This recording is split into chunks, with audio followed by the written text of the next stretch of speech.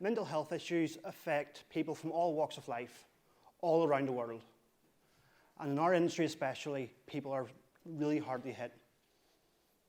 Writer Bryony Stone asks, why is it so acceptable to talk to your entire office about your suspected case of summer flu, but not to speak to your manager about the depression or anxiety that is making it hard for you to do your job?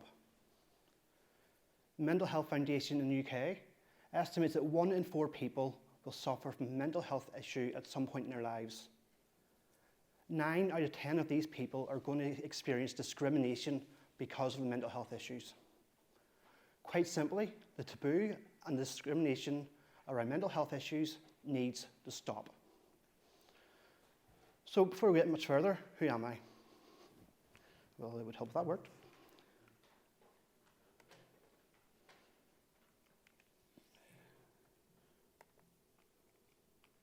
Sorry, folks. Here. So, as heard, my name is Mark. I'm a senior software developer at a company in Dublin called Transpoco. We build GPS tracking software to help fleet managers get the best use out of their fleet of vehicles. I'm also a software development mentor for Code Institute. That's a bootcamp based in Dublin that teaches people who have no programming experience and turns them into job-ready junior developers. I'm an open source project maintainer for Joined In, so feedback will be expected. And most importantly for this talk, I'm a volunteer with Open Sourcing Mental Illness, or OSMI. We'll be hearing quite a bit about OSMI later on. Let's also lay out who I'm not. I'm not a doctor, and I'm not a mental health worker. These two things mean I am most definitely not qualified to make a diagnosis or to advise on treatment. However, I myself struggle with mental health issues, and I am passionate about overcoming the stigma associated with mental health problems, because I've experienced them myself. So, story time. As I said, I experienced mental health problems. Since my late teens and early 20s, I have experienced pretty much every symptom of clinical depression. It wasn't until I was 29 that I actually realized I suffer from depression and that I accepted it. So starting back when I was about 20, I was having issues with my stomach. I basically had too much stomach acid. So I went to the doctor. The doctor sent me to the hospital. Hospital did some tests. They came back saying, nope, you're fine. You just too much stomach acid. Take these tablets and they'll help you. So I told one of my friends about them. And he said, no, you shouldn't be taking those tablets. Like, they are going to play havoc with your depression. I thought, what the heck are you talking about? I don't suffer from depression. And he said, no, you do. It's quite obvious you have mental health issues. Really, you should speak to your doctor about these first. Didn't agree with him. I thought he was talking rubbish. I ignored it. Fast forward to about 8 or 9 years. I was living in Abu Dhabi with my wife, and at that time, only child. I was out for a meal one night, and my best friend, who I'd been friends with since I was 17, phoned me. Said he'd been to see the doctor, and the doctor had diagnosed him with depression. He also turned around and said that all of the symptoms that the doctor told him pointed to his diagnosis that he could see in me. And he begged me quite relentlessly to go see a doctor. Now, as I said, Jeff was my best friend. Known him since I was 17, and I thought, yeah, sure. You've just been diagnosed with depression. You don't want to own it, so you're projecting it onto me. Nice try. But as friends go, Jeff continually was at me. And I relented about a week later and went to see a doctor. We spoke very candidly for about an hour, basically going on my background and issues I'd had growing up, issues I'd had in my early 20s, and spoke about my friend's diagnosis. The doctor turned around and said, you should thank your friend. He's quite possibly saved your life by getting you to come here today. Like, I can confirm you most definitely are suffering from depression, and you've been hiding it for so long you can't see it. With that, I was put on the antidepressants. Now, if you don't know how antidepressants work, there's two main types. One of them is called SSRIs, which is the type I'm taking. And basically, they alter the chemical imbalance in your brain. So they mess a wee bit with your brain's chemicals. How these work, for the first couple of weeks, they actually have a horrible side effect where they can make your depression worse. And they can actually make you suicidal. So I was told I needed to get a support network pronto. So we were living in a big complex, and I said to our neighbours in the next building, this is what's going on. I've been diagnosed with depression, and yeah, I need you to keep an eye out. I need somebody around me. And they kind of looked at me and was like, is this supposed to be news? You know, like, we know you suffer from depression, everybody, all of our friends know it. And again, I was floored. I was like, I've been hiding this. How can I hide this from myself, but you all know it? So I got through that few weeks, and that was all fine. And the meds started to balance out, started feeling a lot better. I actually started to feel human again. At the same time this is going on, I've been out of work for quite a while. I was staying at home looking after our son, and I love being a father. I love my children, but I'm not the type of person who can sit at home all day and just play with the kids. It's not in me. I needed to get a job again. Living in Abu Dhabi, the issues I had were people were a bit reluctant to take on international because it cost them a lot more money. So a friend of mine was working for a web hosting company in the States and said that the company she worked for were looking for remote support staff. So I thought, yeah, sure, go for it. Stuck in an application. A few weeks later, yep, got the job. A few days before I was due to start, my sister-in-law phoned me on my mobile at 2 a.m. There's a couple of things that were a bit startling here. One, my sister-in-law is calling my mobile. That's expensive. When you're calling from Ireland to Abu Dhabi on a mobile, it's not cheap at all. The other thing was, it was 2 a.m. Instantly, alarm bells started ringing. Something's wrong. My wife answered the phone because me waking up at 2 a.m. doesn't really happen. So Sarah answers the phone and wakes me up and said, Mark, it's your dad. Instantly, I actually thought she meant something had happened to my dad. And I started freaking out. I took the phone and my dad's on the other end. I was like, but something's happened. Somebody's ill. I was absolutely devastated to hear that my grandfather had passed away that evening from a massive heart attack. I was quite close to my family. And that just immediately, basically, I got up out of bed and I thought, I have to get home. I need to get back to Ireland. I need to be with my family. I need to grieve with my family. My family wouldn't allow it. We had a trip planned for a few weeks later that we were coming home. We were bringing my son home for the first time. And my family said, no, it's too expensive. You don't have the money. You've only just, in fact, you haven't even started working yet. You know, come back when you're supposed to be coming on holiday. It was hard. Not jumping on a flight. Literally every day, up until we were due to go home, I was looking at flights, and I kept saying to my wife, I'm just going to go. My wife fully supported it, because she knew I wanted to be with my family, but it was hard. Just being away from my family at that time was absolutely devastating. When we got home, the trip was a roller coaster. It was filled with absolute joy of introducing my family to my son. I had always been the one thinking, I'm not going to have kids, you know, me having a family, it's not going to happen. So to see my dad picking up my son just absolutely melted me. But at the same time, I was there grieving because my grandfather passed away. And it was a new world of how do I even talk to my family now? You know, how do I approach subjects like this? Once the trip was over, we got back to Abu Dhabi, and things seemed to be going all right. I was enjoying the job. I spent 6 months doing basically frontline support. I was promoted shortly after doing ticket-based support, so level 2 support. And I started to get a little bit restless. At this time, I wasn't working in development at all. It was all support stuff. I didn't even know how to write a single line of PHP at this stage. And around that time, I thought, I want more. So my wife said, look, our second child's on the way.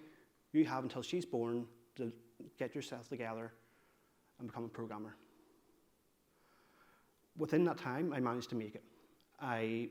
2 weeks before my daughter was born, I got a promotion internally to software developer, or junior developer. And around the same time, I started getting more withdrawn again. I had thought that because things had started going so well for the last year and a half, things were good, I thought, yeah, I'm going to stop taking my medication. I know better than the doctors. Quick story, you don't. When the doctors are medicating you for a reason, there's definitely a reason behind it. I came off medication, and within a couple of months, I was back down in horrible, horrible depression again. So finally, I got back on the medication. We moved back to Ireland, and I thought, right, I'm really starting to make a go of things.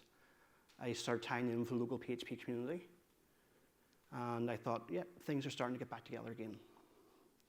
I was still working remote for a company which, basically the company had no interest in me working for them. They see me as a contractor.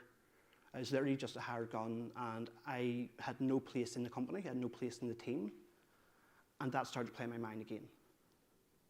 But I kept thinking, I'm self-taught. How can I ever get a job? How can I convince an employer that I actually know what I'm talking about? So this was one of the first times I really experienced imposter syndrome in my life, where I thought, I can't do this. Even though I'm working on projects day in, day out, I thought, I can't do this. I'm not good enough. So I found Code Institute, which is the organization I now mentor for. I went through their online bootcamp, and after that, figured out, I actually do kind of know what I'm talking about now. And made me realize I really, really hate my job. So I thought, things have to change. So February 2017, I had the amazing opportunity to go to ScotlandPHP in Miami. Those of you who've been here know why it's an amazing conference. Those of you who haven't, it's summer in the dead of winter. What's better than that? And you get to learn some stuff. When I was there, I met Joe Ferguson for the first time. Now, some of you may know that name. Joe is behind the Laravel Homestead vagrant image, and he's also quite big, generally with Laravel development. He's also heavily involved in OSMI, open source mental illness. During that week, I spent quite a lot of time talking with Joe just about the issues I was having, about the feelings I had of complete inadequacy. And I spoke to quite a few other people there as well. And it became clear to me that actually this isn't me. I'm not the issue here. My brain's the issue. But I am good enough to be working in this job. I'm good enough for this industry, so I need to move on. When I got home, I said, right, enough's enough. I'm leaving the company. I'm going to find a new job. A few weeks later, I was offered a position with Transpoco, a company I had never heard of until I found the job application itself. I've been with Transpoco now for 18 months, and I've been back on my medication as well for 20-ish months. And I love it. I work on interesting projects every day. I get to solve real-world problems. I meet with our customers and figuring out what's going on. Now, I'm not cured. I probably will never be cured. Mental illness is not something that's easily cured. It's managed.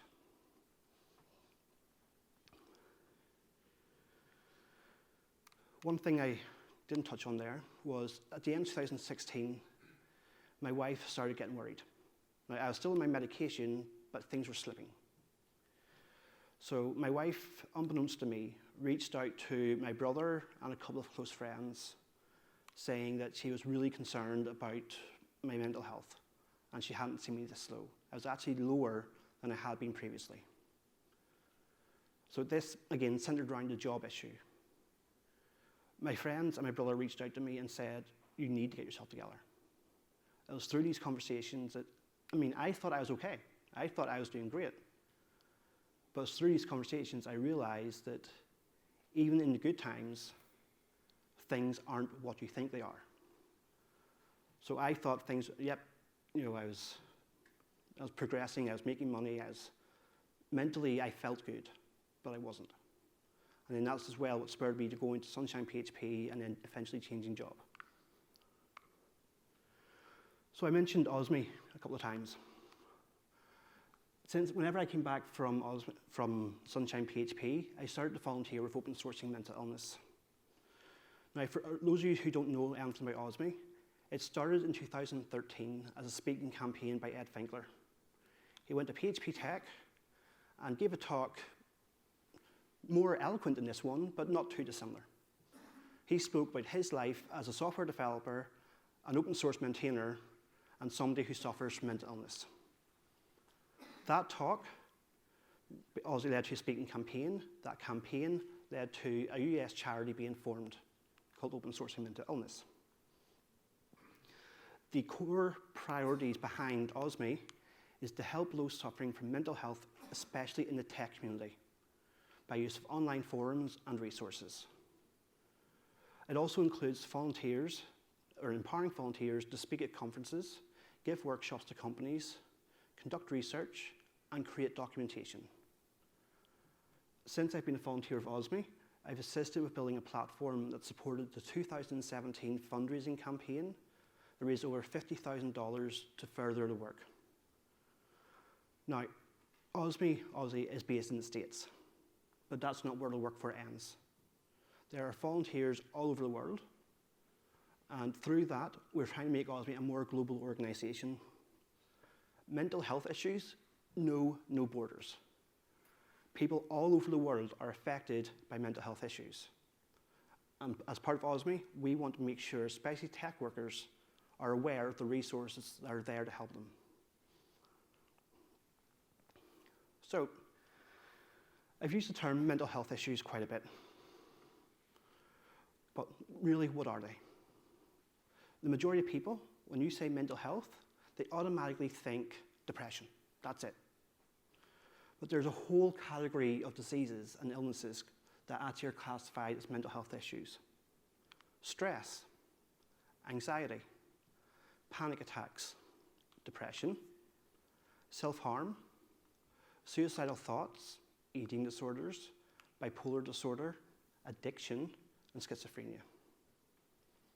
And even that is not a full list.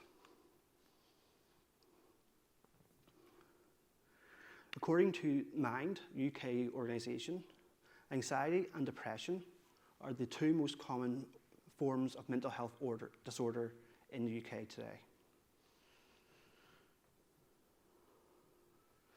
I also mentioned imposter syndrome.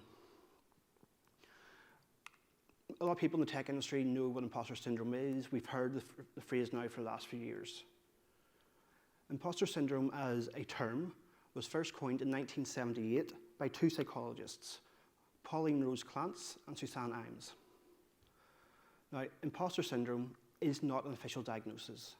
There's no medical reference to imposter syndrome. But generally, it's seen as people who feel it's a phoniness in people who believe they're not intelligent, capable, or creative, despite evidence of high achievement. You can overcome imposter syndrome, and quite easily overcome it. Start by acknowledging it. If you feel that you're not, I can't do this, but yet you're getting a paycheck every week or every month that says you can do it, clearly something in your brain isn't quite firing right. I would say that that's most likely imposter syndrome. You need to start by acknowledging. So acknowledge the fact, yep, this is imposter syndrome, okay, I can move on. I can accept this, I can work with it. Now, most of us here are programmers, so this shouldn't come as any shock. We also need to change our mental programming. Now that sounds easier than it actually is. But we need to figure out what our triggers in imposter syndrome are. We need to see what is making us feel this way and fix it ourselves. we also need to realize we're not perfect. None of us here are perfect. We may think we are, but we're not. If you can accept that you're not perfect and you're not great at everything, that will help you on your road to overcoming imposter syndrome. You should also take note of your achievements. One of the biggest things with imposter syndrome is, I can't do this, I can't do that. I can't create this API. But 2 weeks ago you created a similar API, or you've done very similar work, but maybe it looks a little bit different, so you think, no, I can't do it. Acknowledge the things you've done already that have led to where you are now. Also remember, you're not alone. A large number of developers and a large portion of society is in this position. You're not on your own. Now, interestingly, research has shown a link between mental illness and creativity. A recent study has suggested that creative professionals may be more genetically predisposed to mental illness. In the software industry, whether you're a designer, developer, or a copywriter, or anything else, we're creative professionals. Now I struggle with that myself sometimes. I keep thinking I'm not creative. But what we do in our industry is creative. The numbers suggest that mental health and mental illness affects the software industry especially hard. According to the US Centers for Disease Control, 57% of the general population believes that society at large is caring and sympathetic towards people with mental illness. No, not even close. Only 25% of people with mental health symptoms believe that. Society is less understanding and sympathetic regarding mental illness than it thinks it is. Now, this is usually not due to negligence or ill will on anybody's part. It's more to do with people just not understanding the prevalence and reality of mental illness in our society and in the workplace. We need to begin discussing mental illness as we do any other personal challenge that people face. It is a challenge, and that's it. We need to address it that way.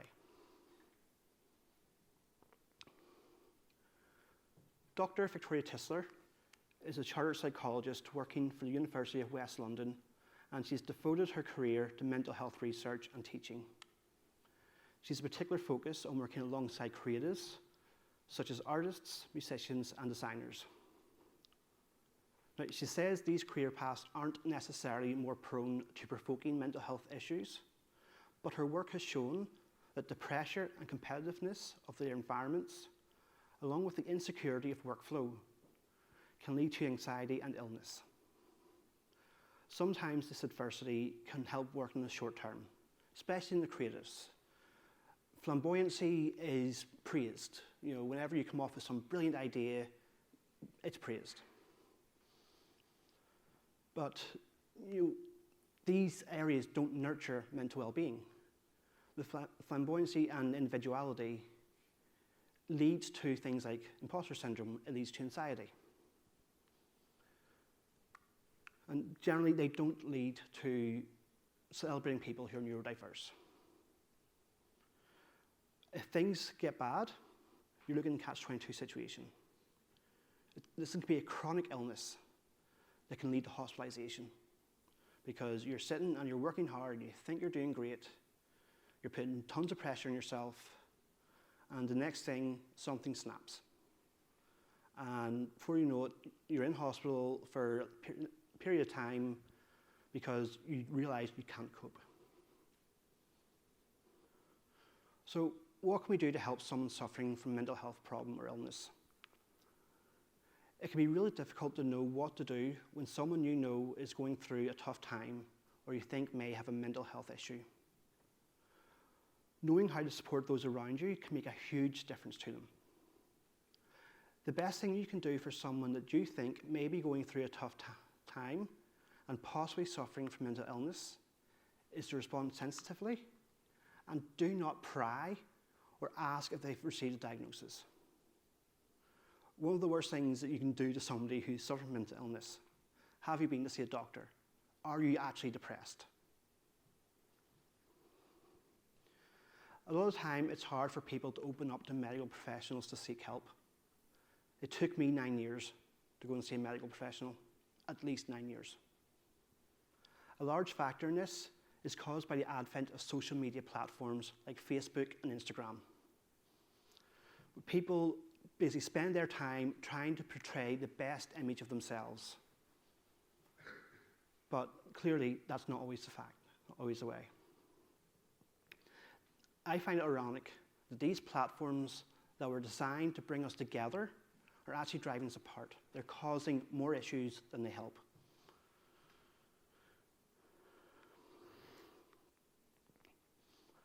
A few more stats. The Adult Psychiatric Morbidity Survey that was conducted in 2014 said 19.7% of the UK population over the age of 16, that's roughly 8 million adults, showed symptoms of anxiety or depression. This is an increase from 15.5% in 1993. The percentage was higher in females, with 22.5% showing symptoms compared to 16.8% of men.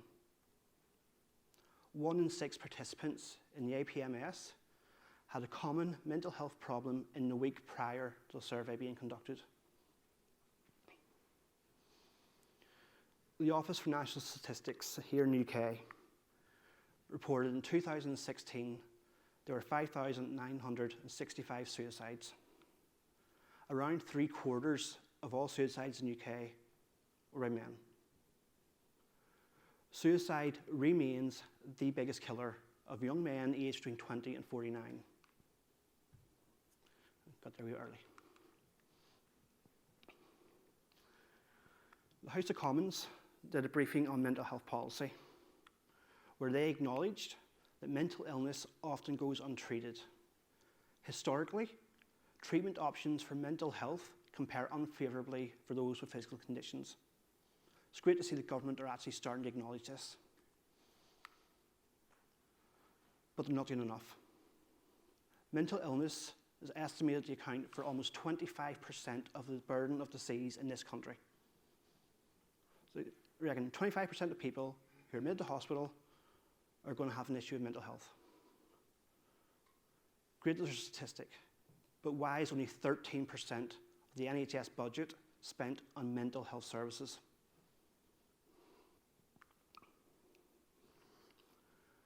The US National Institute of Health did a survey of software professionals. They said that 54% of software professionals report suffering from depression, anxiety, and insomnia. Now, this is partly due to the high-pressure environments that we work in. Remember, this is 54% of our community that are suffering from these issues. We work in high-pressure environments. We spend long hours sat at the desk and a certain degree of isolation when we're trying to solve problems. And it leads to mental health issues. Fortunately, there are a large number of resources available online, including those I've already mentioned from OSMI. On osmihelp.org, there's a resources section that contains ebooks with guidelines for mental health in tech aimed at employers and employees. There's also an ebook that provides information for both employers and employees on how to build out a program supporting staff that may be experiencing mental health issues. And as I said, there's also forums available online on OSMI as well.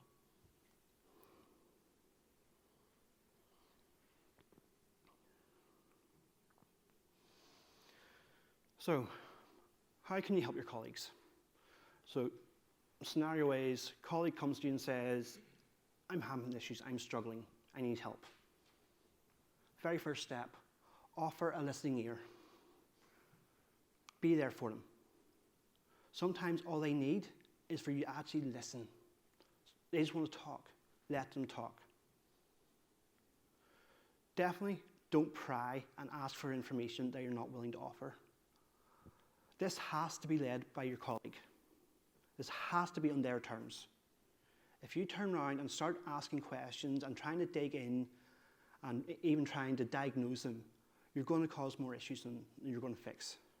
Because they are not going to be willing to disclose the information with you, and means they're not going to be willing to disclose it with anybody else. Also, just for yourself, seek help when necessary from HR or your manager. In the workplace, you're not expected to be a mental health expert. We're programmers, we're project managers, we're designers. We're also not mental health workers. There will be resources in place and provisions in place for dealing with this. If it gets to the part where you're not comfortable, if you think your colleague may be suicidal or otherwise harm themselves, seek help. Speak to your manager and speak to HR. So how can our employers help?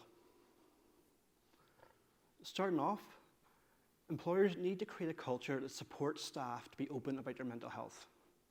Now, this is not me saying, you must sit everybody down and say, right, we're going to talk about mental health today. That's going to be worse. That's going to shut people up. They're not going to want to talk to you. But you need to create a caring and nurturing environment for your staff. So at the end of the day, if your staff aren't able to work, they're not going to produce work, which means your projects aren't going to be done and it's going to cost more. So it's more cost effective for a company to provide help for mental health. One of the options for ways of doing this is having a regular one-on-one meeting between staff and management. In the company I work for, we have generally a monthly one-on-one meeting where I'll sit with my manager and we'll discuss projects that are going on and anything else that we want to talk about. About a year ago, during one of these conversations, it had become clear in the week prior that I was suffering from this. There's issues going on. I had spoken to my manager briefly beforehand and told him that, yeah, I do have a mental health issue. I suffer from depression, but I'm medicated for it, and left it at that. During that conversation, however, things started coming out that, as I said, it was evident that I was having issues, but I hadn't spoken to anybody. What's normally a 20-minute conversation turned into a 2-hour conversation, where I sat with my manager and literally told him my entire backstory on my issues with mental health and how I've been suffering from my mid to late teens. And that, I'm trying to get there, I'm working on it, but I need help. I left that meeting with a newfound appreciation for my manager. He had made it clear that I wasn't to be suffering alone. He made it clear that the company would do what they could to help me. Management needs to be able to speak sensitively and empathetically with someone about their mental health. It's a hard topic to talk about. Even one-on-one, or especially one-on-one, it's a hard topic to talk about. Because of the stigmas and the discrimination that exists in our society around mental health issues, people feel, and I've been there myself, where you can feel weak. That it's a weakness to say, I have a mental health issue. And you don't want to do that. We always want to try and be strong. We want to project the best image of ourselves. So management need to be trained in how they can speak to people. It's not rocket science. It really isn't. And going in with that, they need to know how to support someone experiencing a mental health problem. And this ties in as well to how colleagues can help. Management's only going to be able to take it so far. It's going to get to a point where the manager will be overwhelmed, or they'll just feel inadequately prepared to support staff. Companies need to have a reporting structure, not even reporting, but need to have a structure in place where people can get help when they need it. Another key one, companies need to be willing to provide time off when necessary. Depression it's a beast of a disease. You can wake up one day feeling absolutely fine, top of the world, got it sorted. The next day you wake up and it's so debilitating you think you can't even get out of bed. If you wake up with a headache one day, you're going to phone your boss and say, look, I got a really bad headache, I can't come in. Managers need to offer the same level of flexibility to their staff when it comes to mental health. Now, there are issues where that can be abused, but you need to have internal policies in place that allow for that. Actually, sorry. So I mentioned earlier writer Bryony Stone. She believes that some responsibility ought to fall on employers and in the way they manage workloads. She has noticed over the past number of years, many employees in the creative industries, including development, have been placed under extreme stress to churn out work at increasingly rapid rates. And we've all been there. We're constantly being told, we need this now, we need this now. And the challenges keep getting bigger and bigger, and the timelines get shorter and shorter. She notes that employees often stay up all night or even sleep in the office when working towards a hard deadline. These work practices lead to issues like tears in the office toilets, or stress-induced illness requiring hospital treatment, and even mental health breakdowns. And yet still, she's found that medical health goes largely unacknowledged. It appears that those in managerial positions across the creative industries don't have the adequate language, training, or inclination to talk about mental health to their staff.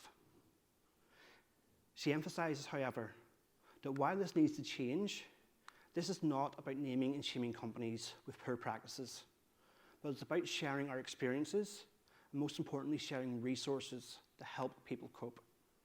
And that starts on a company level. Companies need to take on more resources. They need to look at how they can help their staff. Now, so we've covered how you can help your colleague, how you can help your employees, but what if the person suffering is yourself? Now, I'm not going to ask any show of hands, there's no interactivity with this. But quite often, you see a talk like this and you think, actually, yeah, I understand that, I accept that. Some of the signs that you may be suffering from depression or another mental health illness are excessive tiredness, insomnia, being very irritable, although that's developer life, social withdrawal, and a loss of interest in others. Also, an unusual drop in activity at work or social activities. Increased sensitivities to light, sound, smells, and touch, as well as a loss of desire to participate in activities that we'd normally like. Now, this list is by no means exhaustive. And experiencing a couple of these symptoms doesn't mean you're suffering from a mental health issue.